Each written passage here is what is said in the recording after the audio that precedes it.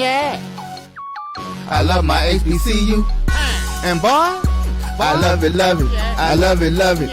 I love my HBCU. And man, I hope my team they won one. Yeah. I hope my team they won one. Yeah. Man. I hope my team they won one. I hope my team they won one. Yeah. I tune into the HBCU Sports Lab to see if my team won or lost. If they lost, I'm quiet as a mouse. But if they won, keep tab. I'ma do the dab, yeah. Dr. Cavil, he know what he be talking about. Mike and Charles, they know what they be talking about. They compress the analytic data with this hip hop. If you know them like I know them, they gon' tell you if your team, if they won or lost, and who the ball. So listen to Professor, yes sir, and pay attention, cause he gon' teach a lesson.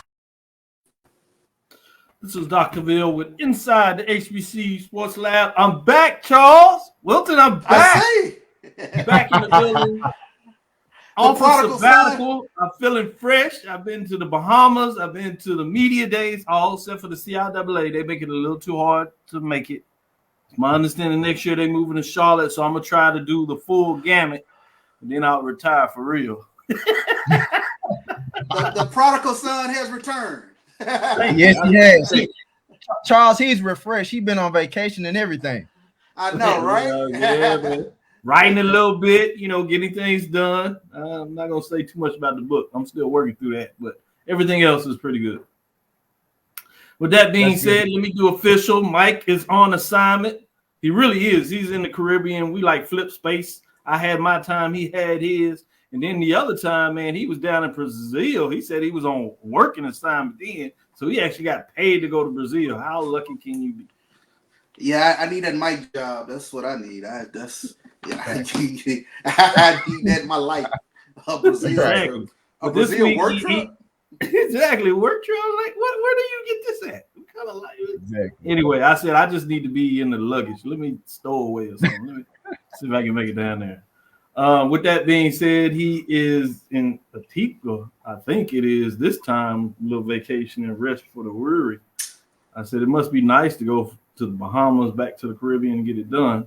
Without further ado, though, welcome to episode 529 of Inside the HBCU Sports Lab radio show and podcast, the show that's covering the sporting HBCU dash for all things HBCU sports for institutions large and small, from the NAIA to the NCAA.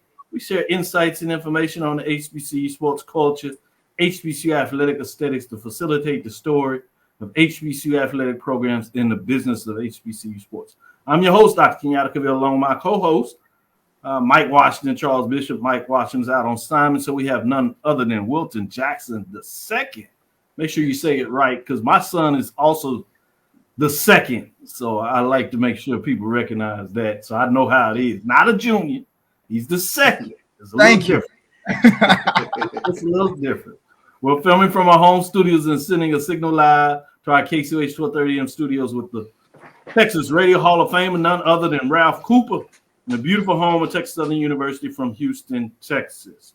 Today's episode of Inside the HBCU Sports Lab is sponsored by THD Agency, LLC. THD Agency is a company that provides sporting and educational consulting and data analytics. With that being said, again, it's good to have you on board, Wilton. We got a little surprise. We're trying to work and see if I can put some little coins together and integrate Wilton into the space. We have maybe expansion project is the way I'll put it. Churning, as I like to say in the conference world, right, Charles? Maybe we're doing a little churning with Dr. Cavill's site, and we'll see by the beginning of September, do we have the ability to offer you even more? Working with Roy, the production team on the backside, as the mad scientist, he's getting things out ready for you over the football season on Saturdays. Will be near and dear to you, so look for more information to come on that. There's polls out there you just see on the Black College Sports.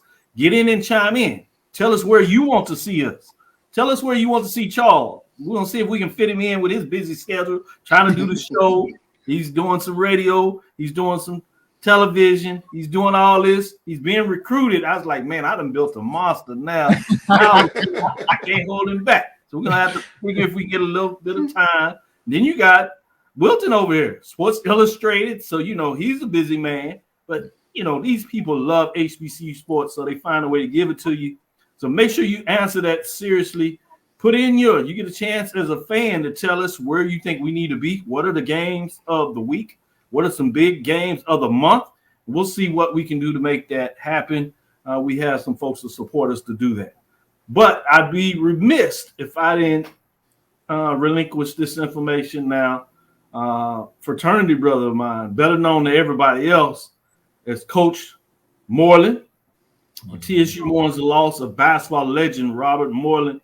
He's one of the last of the Mohicans, if you would, of that branch that had a chance to do it in the NAIA, and he did it at the highest level. We'll talk back that he actually grew up and had to do high school and community college and come up to where he got a chance to do it at Texas Southern University. And boy, did he do it big. He had multiple levels of success, but let me get into it. The Texas Southern University family lost a legend and former head men's basketball coach and professor. Robert Bob Moreland passed away on Monday. The all-time winningest head coach in TSU history with 406 wins. Moreland served as TSU's head men's basketball coach from 1975 to 2001, in addition to a one-year stint during 2007-2008, where he came back and supported the university to help them in terms of transition. The SWAC Hall of Famer recently named TSU Hall of Famer Moreland guided TSU to 6 20-win seasons, 1 30-win season, 5 SWAC conference championships, 2 SWAC co-champions, and 3 conference tournament championships. He also won 5 SWAC Coaches of the Year honors and was named American Wire Service 1994 National Coach of the Year and was crowned in 1994-95 American Wire Service National Black College Champion as well. It was during the days of Dr. Kevin Granger was getting it done. He also coached 3 national scoring champions and Harry Kelly 2 times. A lot of us SWAC historians, and I got 2 of them right here. They'll take you back memory lanes if they let you. They know a lot about this. And current Vice President of Intercollegiate Athletics, Dr. Kevin Granger, were 3 of his national scoring champions. Moreland also recruited a plethora of all-time greats in TSU basketball history. The all-time TSU career leader in scoring, 3-pointers, steals, assists, rebounds, and block shots were recruited by Coach Moreland. Moreland, a native of Utica, Mississippi, led TSU to the highest of heights on the hardwood as he won a NAIA national championship in 1977. The last one, we thought we were going to be able to change that last year with Langston, but it lets you know how hard it is. He did it in 1977 when NAIA champions for HBCUs was a golden age over a 2-decade period. He caps it off to get it done as TSU plays for the first desegregated championship. Unfortunately, lost that one to McNeese. He comes back in 1977, gets it done, and led TSU to its first ever trip to the NCAA tournament in 1990, along with 2 other tournament appearances in 1994 and 95. A magic one where they looked like they were going to knock off the big Goliath in terms of Arkansas. Tough one to watch on it if you're fans of HBCU sports. Was not to be. They go and win the championship, just to let you know how talented they was. Again, that was Kevin Adams, Kevin Grangers, and some other star-like players getting it done. Moreland started his coaching career at Creek High School in Carthage, Mississippi, where he coached from 1962 to 63. Following year, he moved to Utica Junior College in Utica, Mississippi, where he had great seasons there and made an immediate impact as he won 78% of his games over a 12-year period, which saw him win 20-plus games during a 10-year stretch. Upon his retirement from coaching, Moreland remained at Texas Southern University as a professor in the Department of Health, Kinesiology, and Sports Studies. Charles, you know that. You've been on board in that department. I remember when I first got a chance to be in that department, and he took me in as if I was the biggest of bigs, and I'm just with the eyes. And this is on the academic side. He was from the coaching strategy when coaches also coach classes. And so multi-talented in terms of what he got done. So a true loss. Moreland, as we give him his final respects here on this page, Moreland earned his bachelor's degree in physical education at Tougaloo College, 1962, and a master's in 1969, and a specialist degree in 1972 from the University of Indiana. Along with his SWAC Hall of Fame honor, Moreland received the SWAC Alumni Association Lifetime Achievement Award for contributions to the Southwestern Athletic Conference in 2009. He also is a member of Tougaloo University and Hines Community College Hall of Fame, as you would imagine. In 2010, TSU officially named the basketball court inside HP&E Arena after Moreland, which still remains and has his name on the court, among with the many banners that he puts up in the Hall of Fame and things of that nature. Again, I get to call him a colleague. A lot of people call him coach. Some people were just fans of his from a greater distance. But I'd be remiss if I didn't take a moment of silence and then give you all a chance to respond appropriately. Let's take a moment of silence here.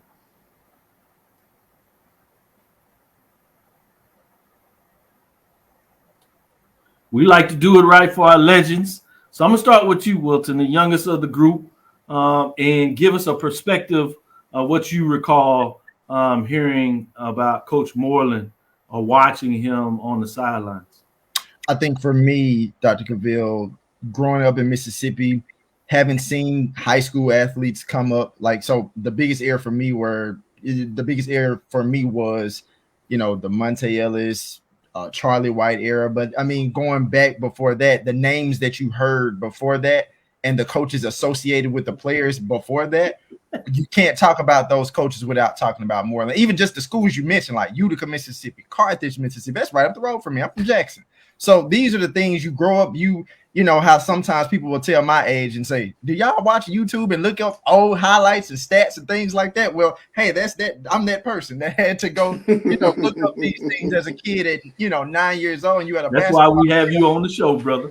Exactly. You're 9 years old and somebody said, have you heard about this person? I'm like, well, no, I hadn't heard about this person. But I mean, after all, as you get older, you start reconnecting, the current then obviously to the past, and you look at the legacy that he laid. That's the reason I was able to watch some of the players that I grew up watching, because of the roots and the legacy that he put down. And so obviously rest in peace to him. Not even just a coach, as you said, obviously didn't know him as a professor, but to see coaches that still existed today that came up through the ranks, like from in high school through a community college, and still put a strong emphasis on education, because a lot of times you don't always see coaches that are doing well on the hardwood or even in any sport still putting that same level of emphasis in the classroom. So to be able to see, someone as a stalwart like himself doing what he was doing for so long, you can only give, respects to him and what he's done for college basketball, what he's done for HBCUs and the state of Mississippi overall.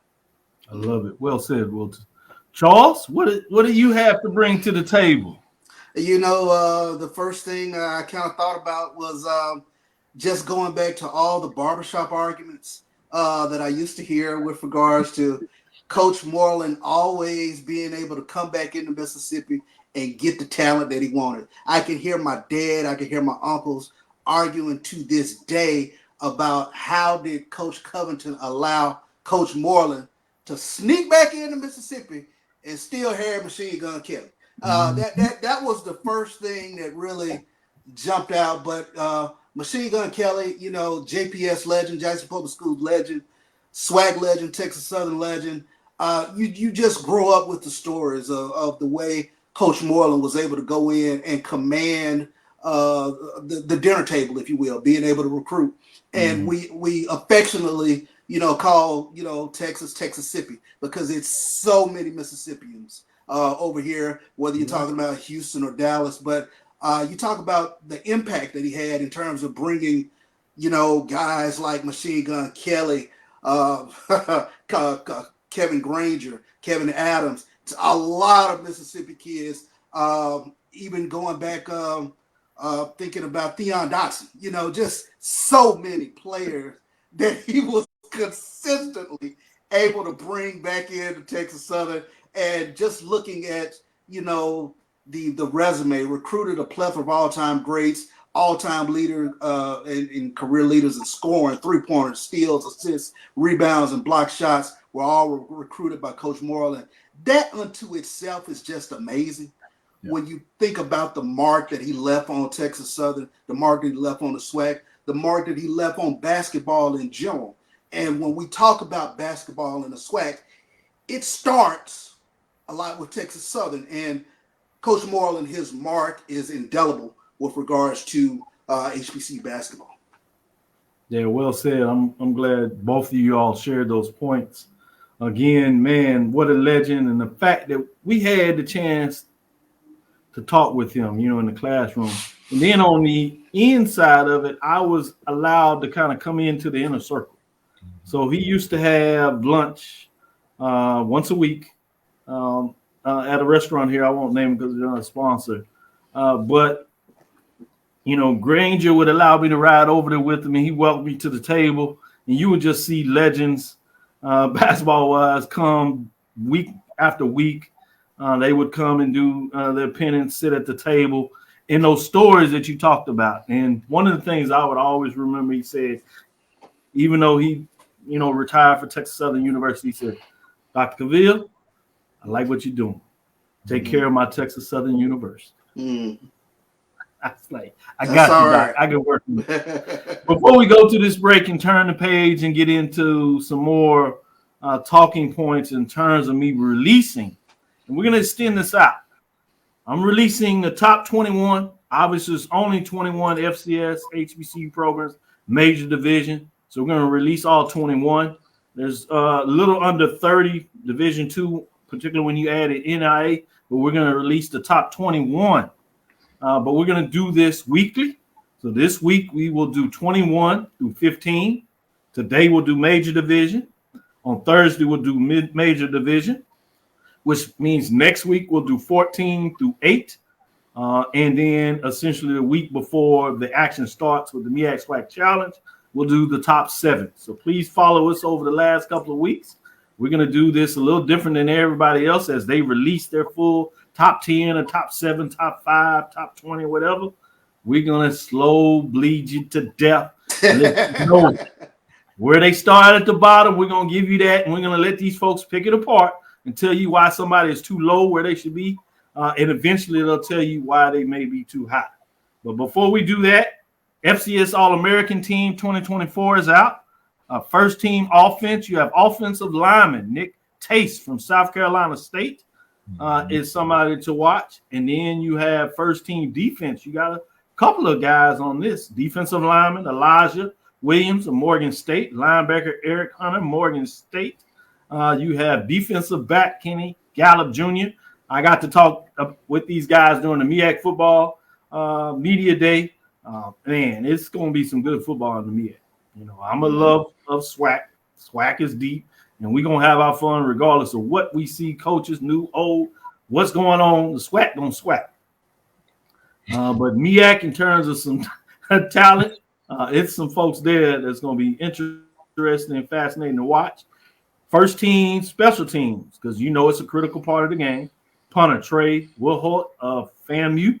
We'll see how much he will need to get in the game. Now we get into some SWAC as we got some second team folks. Defensive lineman Kelby Givens of Southern is in the house.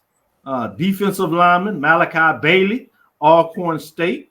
The Braves are getting it done. Second team special team is another punter, Matt Noel of Jackson State University.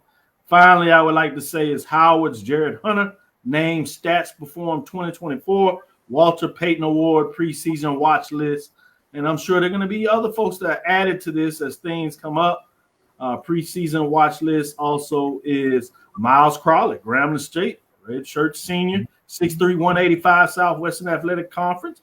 Hadn't heard his name a lot in terms of preseason hype, but that some people think about his talents. Running back Jarett Hunter, Howard graduate, 5'10", 205-pound running back out there representing the MEAC, as you had Crawley obviously representing the SWAC. Just to give you a couple of names, we might give you some other love out there. But let's take our first break, come back on the other side, and we're going to unveil the bottom 3 teams in Dr. Cavill's top 21. We're going to see who starts at the bottom and get a discussion to you all to see if these teams are rated too low. Can anybody surprise you and get out the valley, as they say? I don't know if that's a hint or not, but we will be right back after this first break. Choice Hotels is a family of brands that helps you get the most for your money so you can be any traveler you want to be. You could be a free hot breakfast hero at a comfort hotel. Yes! That's how you waffle! Mr. This script got a plot twist at a Radisson hotel. A business big leaguer. Go for key. Even the ultimate pool float inflator. With 22 brands and the best value for your money, Choice Hotels has a stay for any you. Book direct at choicehotels.com, where travels come true. Gotta get the corners.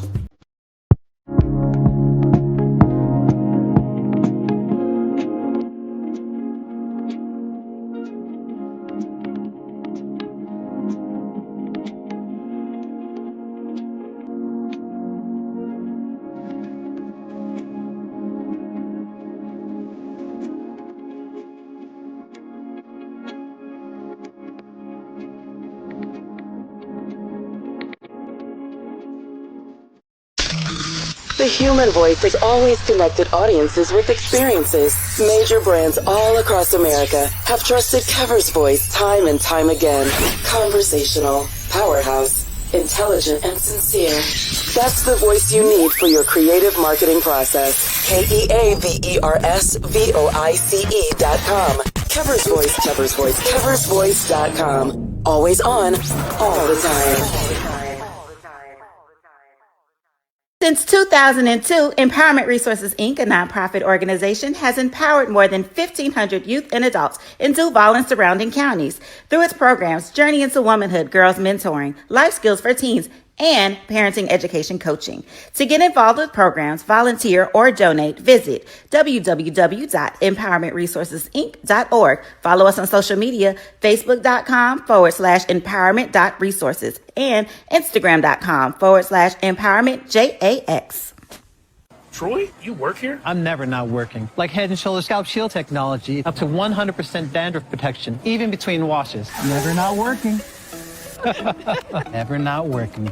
Never ever not working. Head & Shoulders Scalp Shield, never not working. You're looking for the latest information on Southern University sports, the Southwestern Athletic Conference, and HBCU athletics. There's only one place to go. Tune in to the Carlos Brown Show, exclusively on the Black College Sports Network. Compress the analytic data with your hip-hop. If you know them like I know them, they gon' tell you if your team, if they want to lose, and who the ball. So listen to Professor, yes sir, and pay attention, cause he gon' teach a lesson. This is Dr. Cavil with Inside the HBCU Sports Lab with Wilton Jackson II and Charles Bishop. Again, I'll tell you, that's the second, not junior. I'm just letting people know. I have me a second, and that is Chapers Kenyatta Cavil the second. So I like that, Wilton. I'm going to make sure people know and get it right. I appreciate that, Dr. Cavil. Oh, no doubt. That being said, let's get into this list. Get in this top list. We're going to start with number 21. You know I like to count down. At 21, we have none other than Delaware State. Delaware State is led by second-year coach, Coach Lee Hull. He has been in the MEAC before and actually won a championship there. But Delaware State last year was 1-10, Charles. Mm-hmm. They are 0-5 in the conference race. So they were not ranked in terms of what they look like, but Delaware State is number 21. At number 20, we have North Carolina A&T Aggies. I know a lot of my Aggie friends out there will be mad, but they're just going to have to deal with it. I'm concerned. Vincent Brown over there, second-year coach, much like Delaware State, so you kind of seeing a refrain here. They were 1-10 last year, 0-8 in the conference in 2023. Many people believe that they're going to take a large step forward. I'm not so sure this fast, so they're at number 20. Bringing us to number 19. At number 19, you have Mississippi Valley State Delta Devils. And when you talk about the Delta Devils, they're also led by a second-year coach, Kendrick Wade. Hey, Coach, I like a lot of things about Kendrick Wade, and he should make a move, but still, 1-10, 1-7. I don't know if there's enough for him to make a challenge. Obviously, they had a lot of excitement over the offseason with the upgrades to the football facility, field, and scoring board. So it's certainly going to be in a position where they can recruit a lot better. I'm sure they use a lot of that in recruiting. They were excited about what they believe they're going to get done in the media day in the SWAC this past week, but I'm not so sure if it's going to be enough. At number 18, so I'm going to give you these four, and we're going to get a little bit of dialogue on these four. There's another SWAC school, Arkansas Pine Bluff, the Golden Lions. Golden Lions is also led by a second-year coach, Alonzo Hampton, getting it done. They were 2-9, 1-7 last year, and 23 record in terms of 37. So just giving you some indication of what that looks like. So 21, Delaware State, the Hornets. Number 20 is North Carolina A&T Aggies. Number 19 is Mississippi Valley State Delta Devils. Number 18, Arkansas at Pine Bluff Golden Lions. I'll give you the next three when we come back from a second break. But before we do that, I wanted to get into a little discussion. And what do you think about these bottom four programs? One out of the MEAC, one independent program, and two out of the SWAC. I'm going to let our guest start it off, Charles. I'm going to be nice today. I'm going to go with Wilton and let him get his taste in here and do this and see if we're going to invite him back. You know, my thing is you got to do things well. And I'm not going to say which direction you go, but you got to make sure you can show up and do this. Oh, No, before you do that, A&T Roy say, what the hell? Hey, I'm already aware that A&T I like fans. that A&T Roy. You're right. If that is the end of the season, you're right. Somebody needs to use the job. We ain't gonna let nobody lose their job yet. This is just a ranking. Don't get too scuttlebutt, A&T Roy. You're all right. It's straight on the field. But Wilton, let me know your thoughts. Did I get this wrong? Is it A&T right? A&T should be below these teams here or what?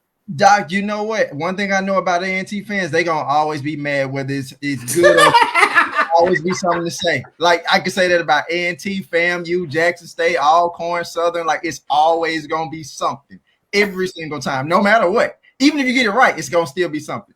But to well, you put them in first place. You didn't give them enough first place votes. You didn't give them enough first place votes. And they could still be in first place. But I digress. I think that your list is pretty solid in my opinion. I definitely think Delaware State at 21. I'm not mad about that. I do think A&T can take somewhat of a surge. I don't think it's going to be drastic. I don't think they're going to go from 1-10 to 7-4, 8-3, 9-2. I don't see that happening. Maybe 4 or 5 games right now before the season starts. That could change. Obviously, games are played on the field, but I don't see like drastic change. Like what I said initially, 6, 7, 8 games. I don't know if that's going to happen by this season. Mississippi Valley, Arkansas Pine Bluff. I'll say this about the coaches, and I like how the way you brought them in. I definitely like what Kendrick. I like how Kendrick Wade is trying to build the program and where he wants to take it.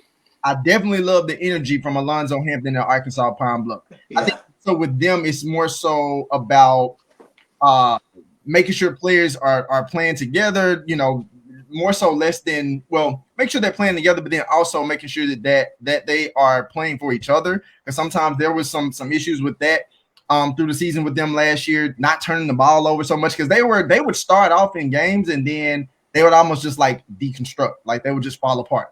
It was a team that would literally hang with you for like a half, and then the second half, I wouldn't necessarily say they would always deconstruct, but they just wouldn't necessarily have that same level of energy that they would have in that first half.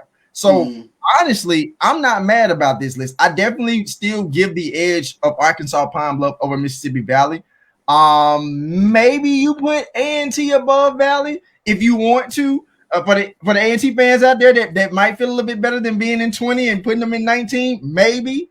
But I definitely think I'm okay with this list. I definitely think Arkansas Pine Bluff deserves to be over Mississippi Valley. If you want to make a case to put A&T over Valley, that's something. But I definitely think where Delaware State is at number 21, I'm okay with that. He said Delaware State cannot get out the bottom. Let me ask you this, Wilton, before I jump to Charles and get his thoughts. Is A&T, even if I have this wrong, this is for A&T Roy, at the end of the season, will A&T be in the second quadrant? Meaning, will they be above 15? That's tough. On July 30th, I can't say that. I can't. I cannot. I just had to ask the question. That was for A&T Roy. I will not lie. And what I use in these rankings is I also use, thanks for AD Drew, where he does a breakdown in terms of the strength of schedule matrix. So I use that in these rankings along with the strength of schedule this year, but I use what they did last year in terms of who they played this year, about where they fit in the strength of schedule, gives me a percentage based on what they are likely to have in the outcome. So this is a predictor. We'll see how much it is. But with that being said, let me go to you, Charles. These bottom 4 teams. It's tough to be at the bottom. There's nowhere but up. Yeah. But you notice all these are second-year coaches. So I believe somebody's going to break out of this. Yeah. Which one of the coaches are going to break out of this? And then you can give me your analysis of what do you think, thoughts on this bottom 4. And I think the buzzword that you kind of hear from each of these coaches, especially coming out of their respective media days, is continuity. Coming into the second year, coaches feeling like they have a much better handle on things. Just looking at it, my conscience wants to put A&T above Pine Bluff and Valley just on principle. But just in looking at, how do you go from being at the bottom of the league in offense to getting into, like you mentioned, Dr. Cavil, that second quadrant? I mean, this was a team that they only averaged 261 yards a game with regards to offense. And to make a jump getting into that second quadrant, that's gonna be tough. That part I'm really struggling with regards to A&T, because you're trying to get in that sphere where you're beating a Monmouth, a Towson, a Rhode Island, and I don't know if I see it just yet. Wilton, you touched on something that I thought was really important. Talking about Alonzo Hampton and Kendrick Wade, just the enthusiasm that they bring. And if somehow those teams can, like you mentioned, carry that enthusiasm into the second half, they can turn a head or two for a couple of weeks here. And I'm trying to look at teams in this bottom 4 who can get to 4 wins, who can get to potentially 5 wins. Out of looking at them right now, I would think that Pine Bluff might be that team that could get to maybe 4 or 5 wins. Yep. Good stuff. Good stuff. My first choice. Let's take our second break. We'll come back on the other side, and I'll give you the last 3 of the bottom 7, if you would, of the top 21 major division programs, HBCU football style, for 2024. We'll see at the end of the season the predictors and see who shakes it out. But particularly, as you know, we do the weekly top 7. We'll see what that looks like. That being said, stick with us. We'll be back on the other side. It's never too early to plant the seed, to share the tradition, and instill a sense of pride in your HBCU with your little ones. HBCU Pride and Joy Children's Boutique helps you share your school spirit with a wide selection of adorable kids apparel and accessories officially licensed from your favorite HBCU. Visit hbcupridejoy.com and follow us on all social media at HBCU Pride Joy on Facebook and Twitter.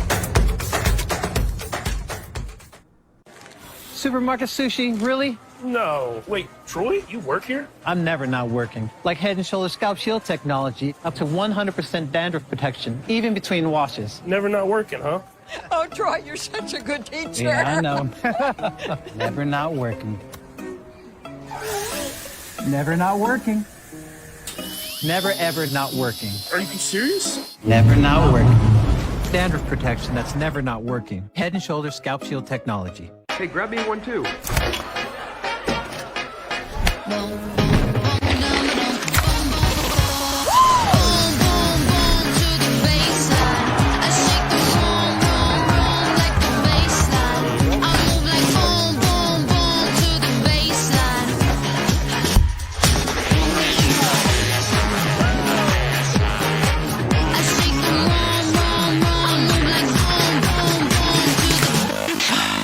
Charmin Ultra Soft has so much cushiony softness, it's hard for your family to remember. They can use less. Sweet pillows of softness.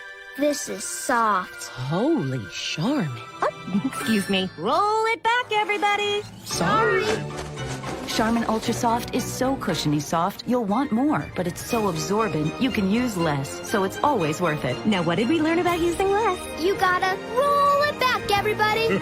We all go. Why not enjoy the go with Charmin?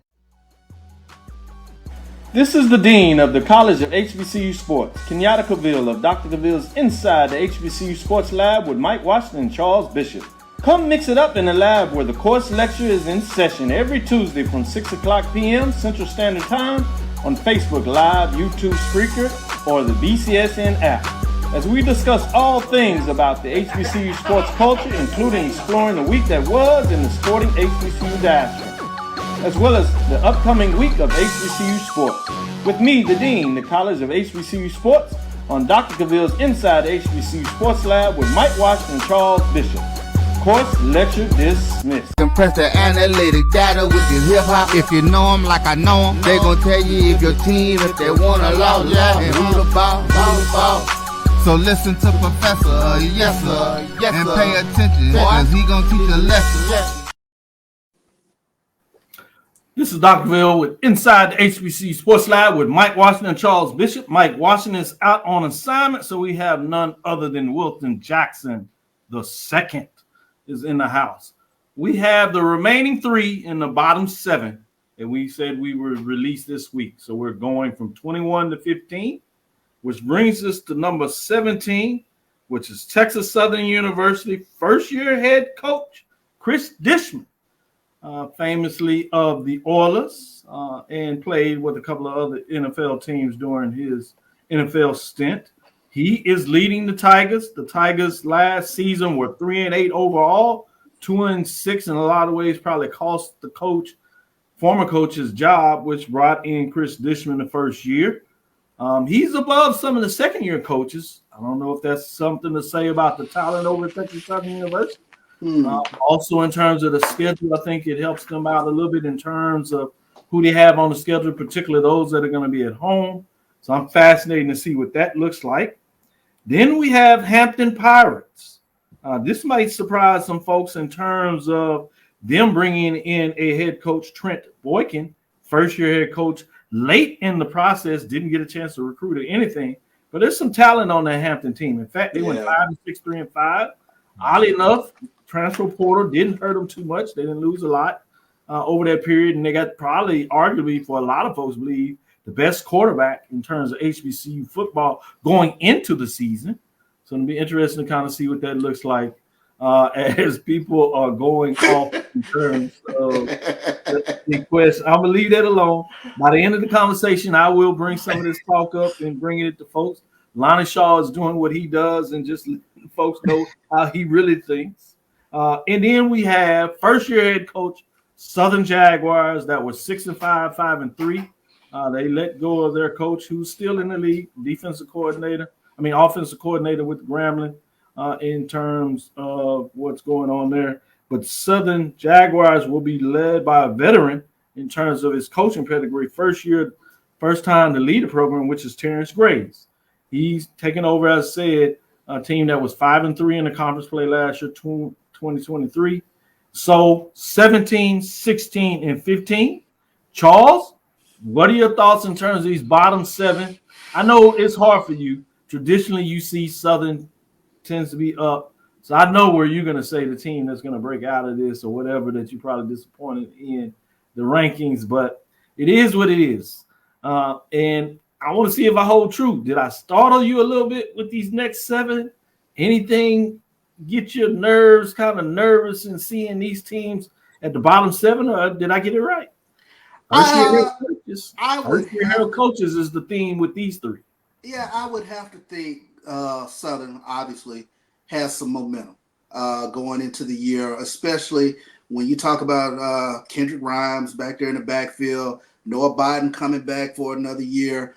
Can he make the next step in terms of being a much better quarterback? Defensively, Terrence Graves is going to have some guys that's going to be able to fly around.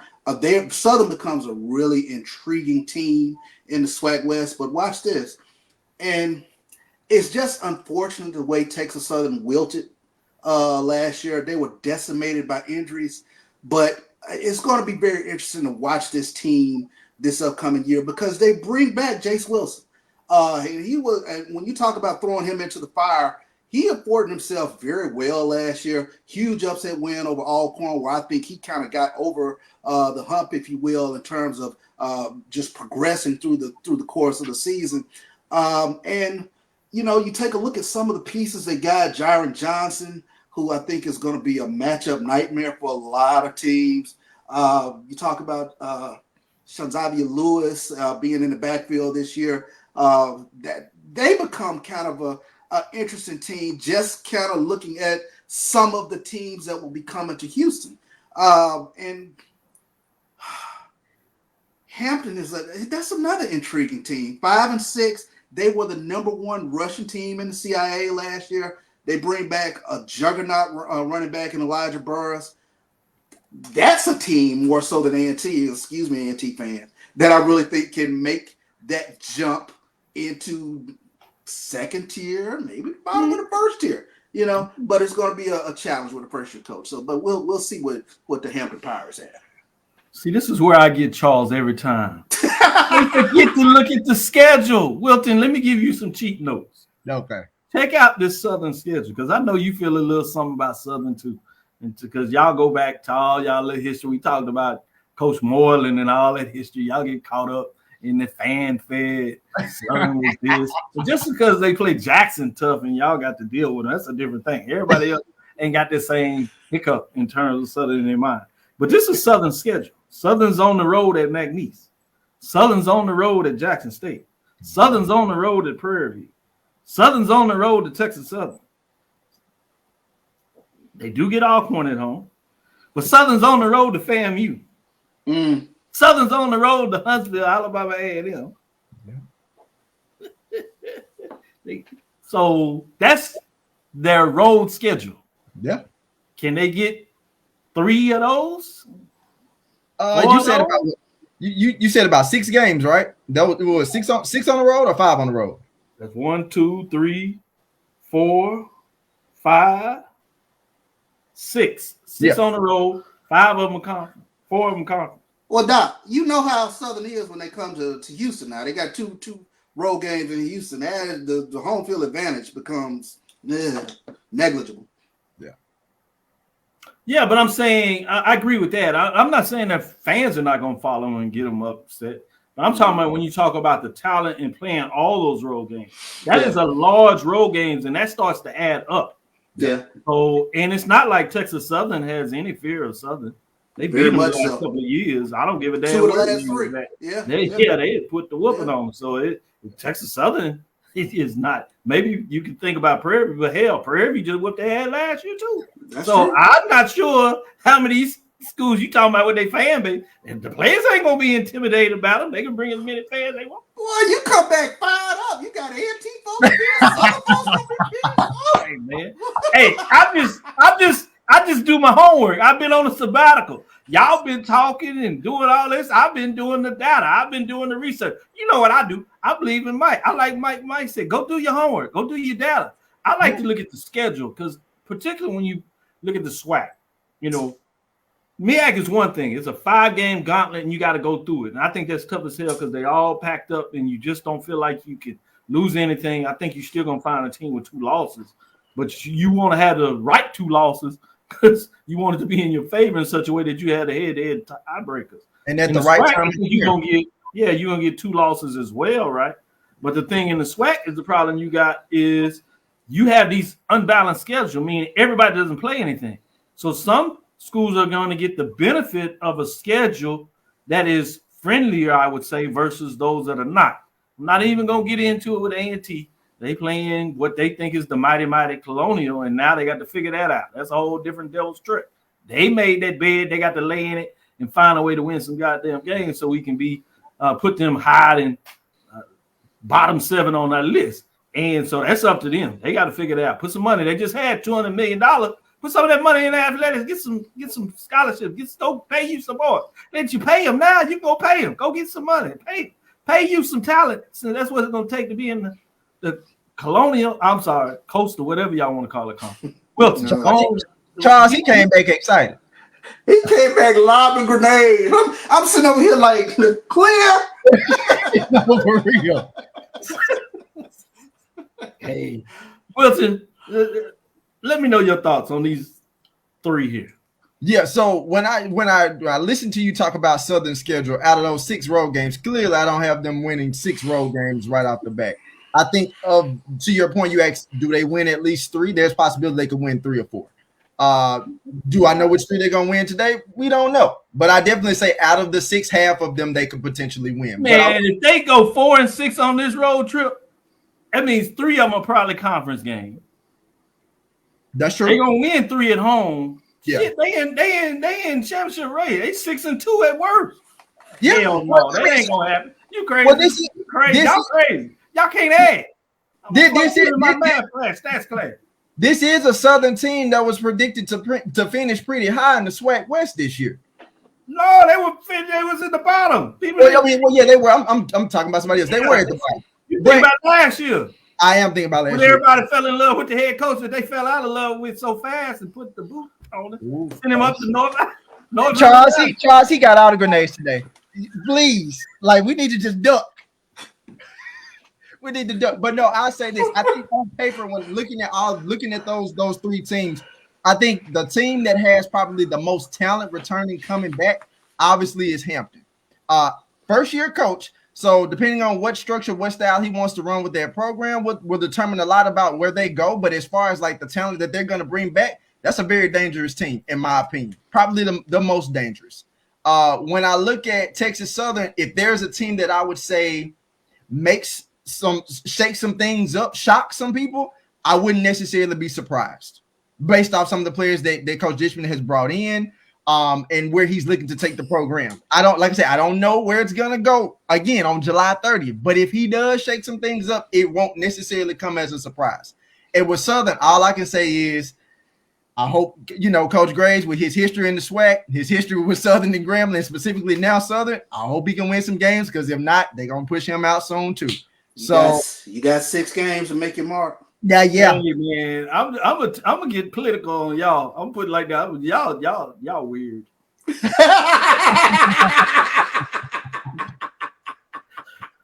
With that being said, list all 7 if you would for our producer Roy. If you would get a chance, bring up all 7 of them so they can see it, because I want them to ask this question with all 7 of them on the list.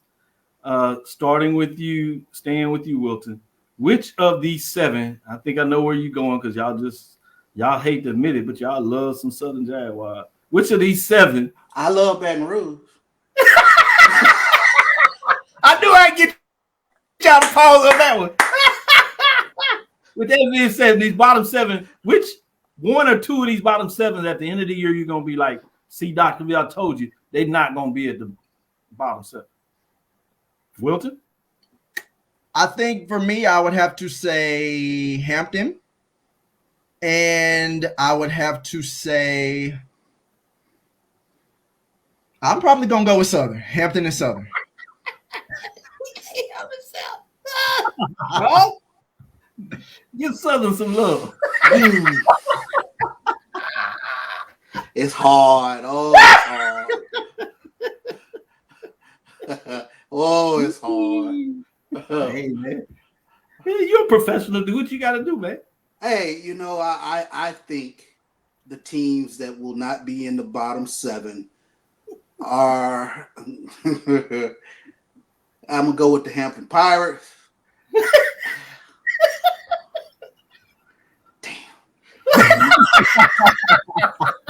And the Southern Jaguars. I do not think they will be in the bottom 7.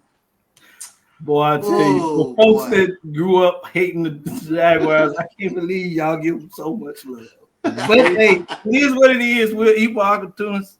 We'll see what that talks about, man. They just go. I gave them every out they could have. Told them about a schedule. First year coach. You talking about Biden played in, couldn't get through the Bayou Classic, but y'all putting all your money on him. Okay, all right. I'm gonna leave it right there. We'll be right back after this last break. We'll come back on the other side.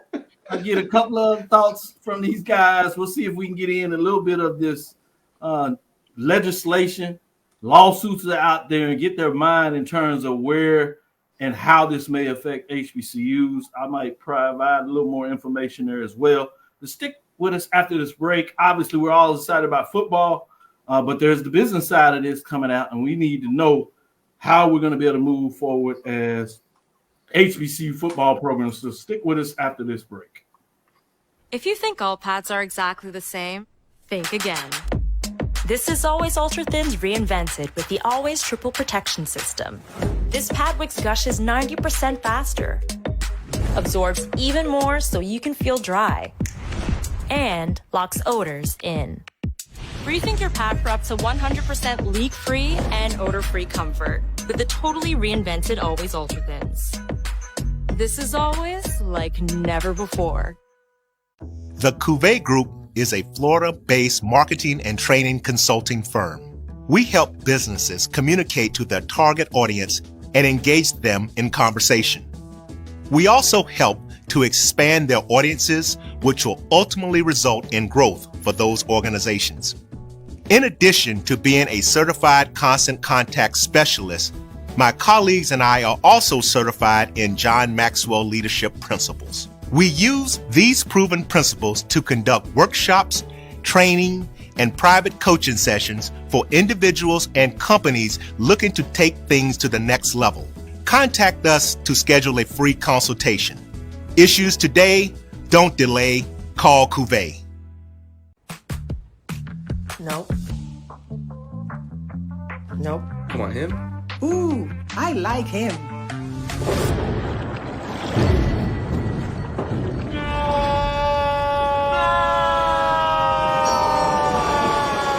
Quick, the quicker picker-upper. Bounty picks up messes quicker, and each sheet is 2 times more absorbent, so you can use less. He's an 8. He's a 9.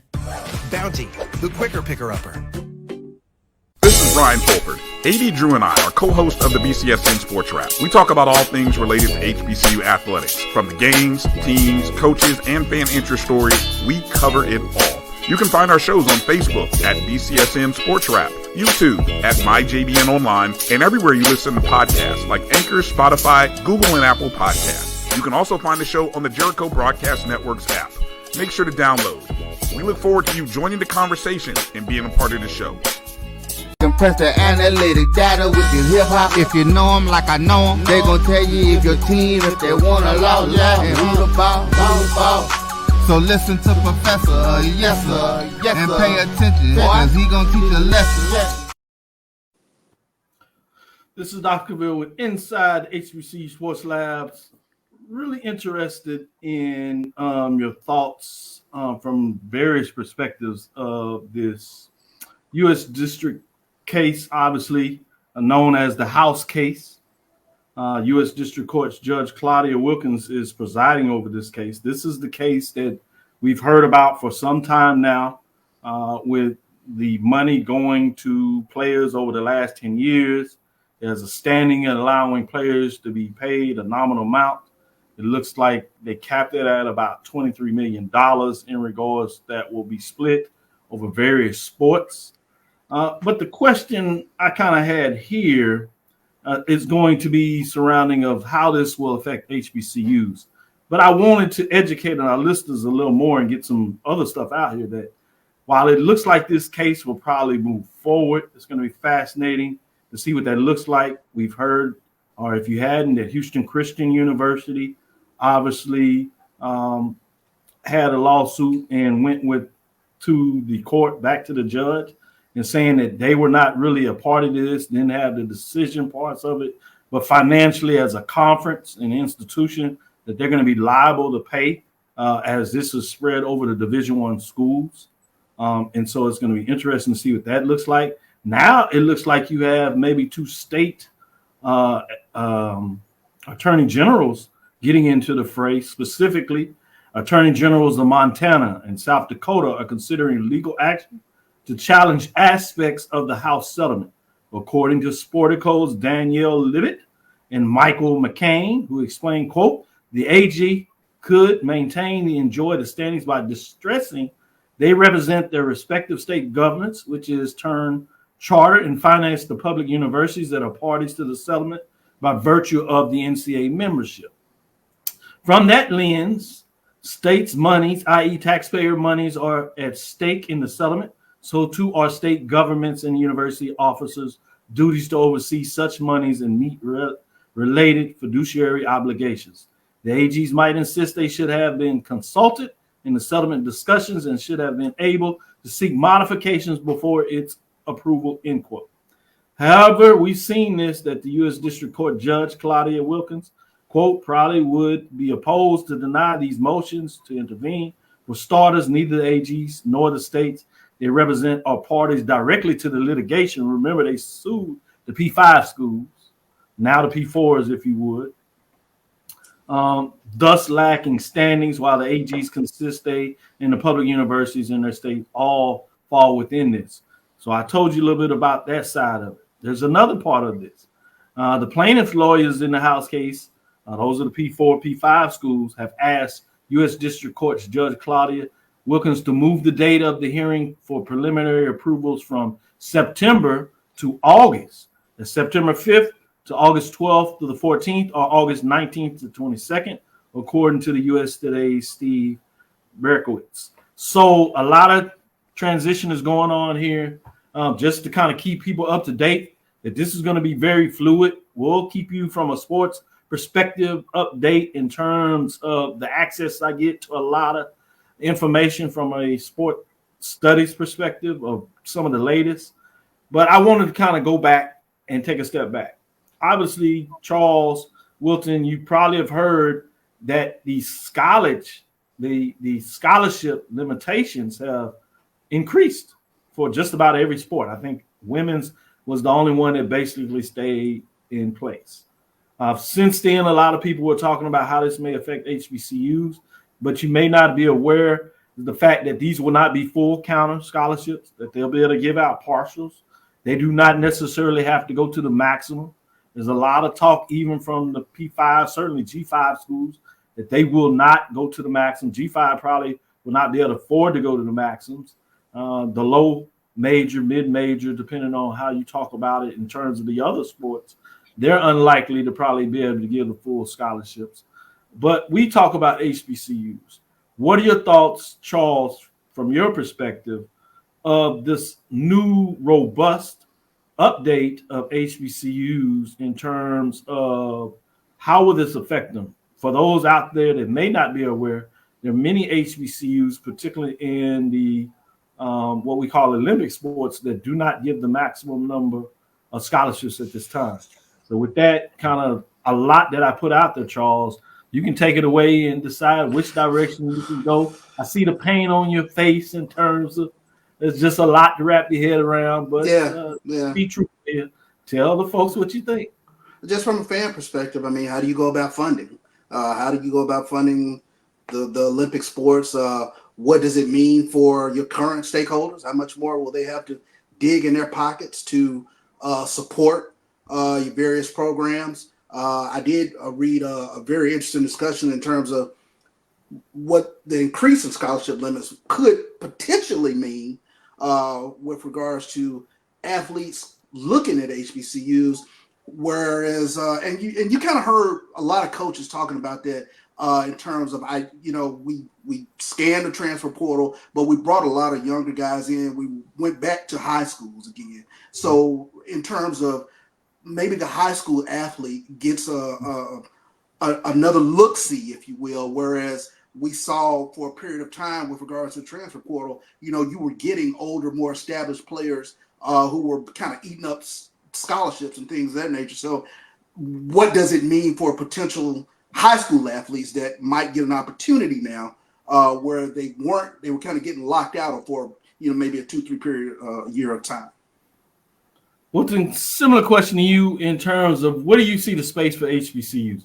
Is there an HBCU department that you've been able to kind of gaze over the years, or AD, VP of athletics, that you see that may push the envelope, that they may go a little further in a given sport, that is really making some noise, and they think if they give additional scholarships, even if it's part of it, that they can maybe command the stage and find a way to make a given sport more of a revenue generator.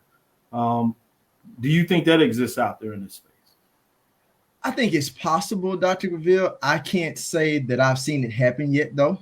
Especially when you start talking about those Olympic sports, and what better time to talk about that right now? We're in the Olympics, and as a person right now, I'm writing a story that'll come out on a different platform in a couple of weeks or so. Well, in about a week or so, talking to an Olympian from an HBCU, and one of the main questions that I asked her was like, what was her experience like coming from an HBCU and the resources that she had versus like when she left the HBCU and continuing to train for the Olympics. And she said to me that it made her, have a stronger sense of pride in herself, but then also knowing that she holds a right within herself to pull up the next person, regardless of the resources being there or not. So to your point of looking at like, will this directly affect HBCUs right away? I think we already kind of know the question, or we know the answer to that question.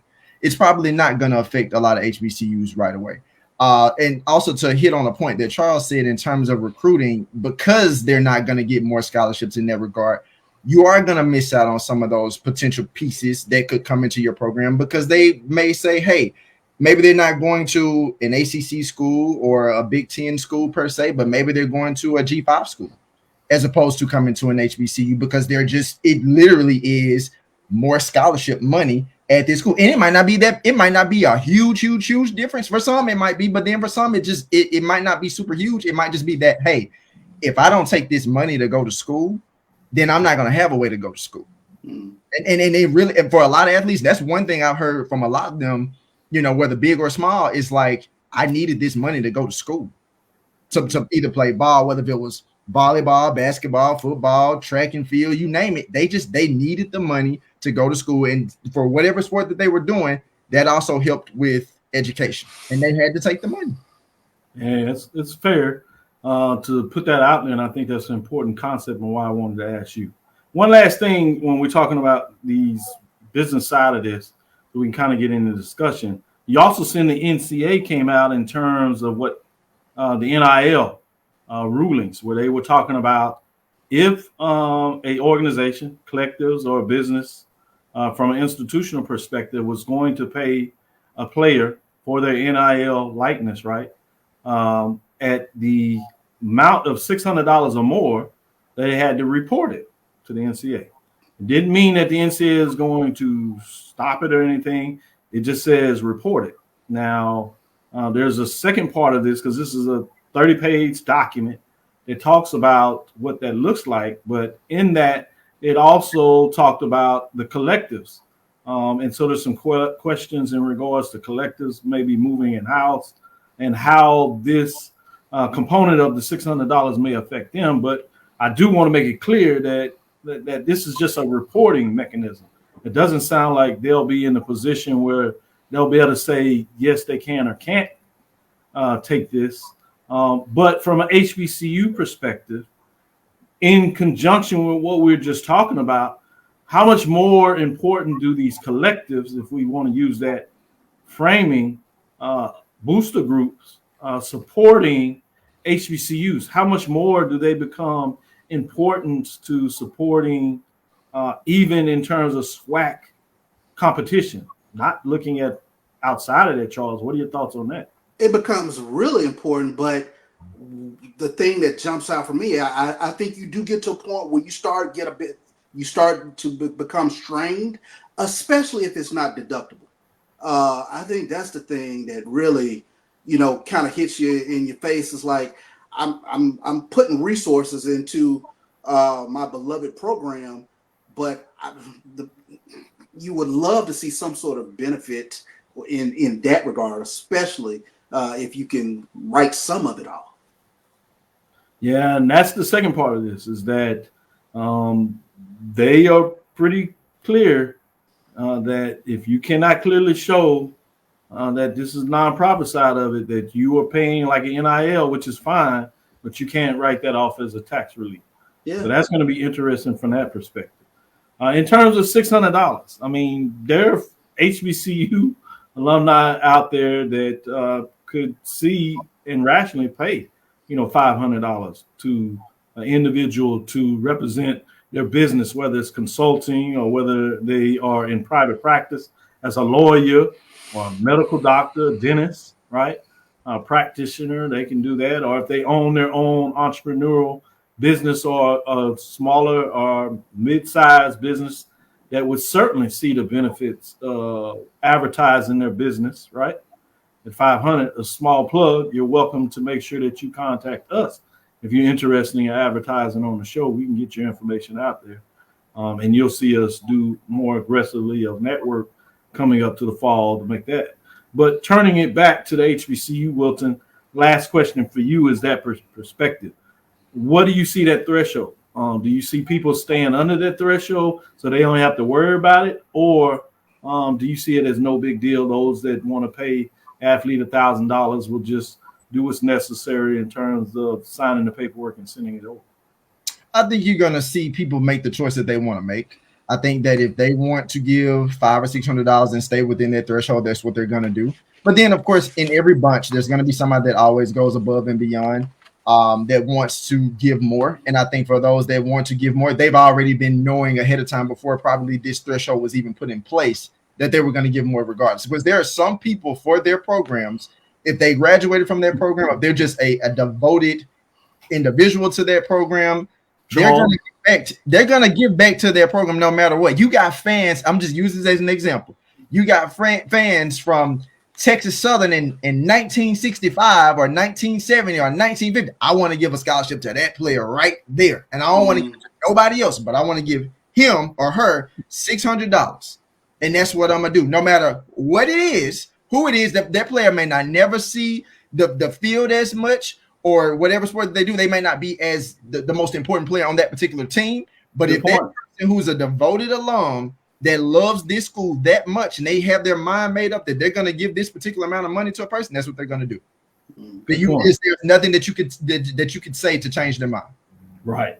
Good points on both sides in terms of how this affects. But that's what you get here right here on Dr. Bill's Inside the HBCU Sports Lab with Mike Washington, Charles Bishop, as we have Wilton coming in and stealing a little bit of the stage and the time. You did well. I'm going to welcome you back. We'll, again, talk to you off the record and see if we can get you on to do multiple platforms. I know you're a busy man and you make your money a little bit at other places, but we're going to see if we can put a couple of nickel dimes together and see if we can keep you shining over here with us. With that being said, thank you for having me back. I hope you enjoyed the talk today as we give you all sides of what's going on in the HBCU sports. Thank you for listening Inside the HBCU Sports Lab. Make sure you share our podcast with your friends and colleagues. I am Dr. Kenyatta Cavil, the Dean of HBCU Sports, coming from inside the lab in the College of HBCU Sports with Mike Washington, Charles Bishop. Again, today we had Wilton Jackson II giving us some updates and outputs of what's going on. I know he says look out for some writings that he's going to put out there to give you some information on what's going on and connecting you with the HBCU landscape. Again, I want to thank you for listening to Dr. Bill's Inside the HBCU Sports Lab with Mike Washington and Charles Bishop every Tuesday and Thursday at 6 o'clock right here. We will be coming back in the fall after the MEAC SWAC Challenge. We'll move and bring back our Sunday's edition of the show. Charles and I and Mike, it's my understanding, will be in Atlanta for the MEAC SWAC Challenge. Wilton, you going to be able to get over there to that game? Yes, I will be there. Nice. So we're going to have a crew together in multiple sides.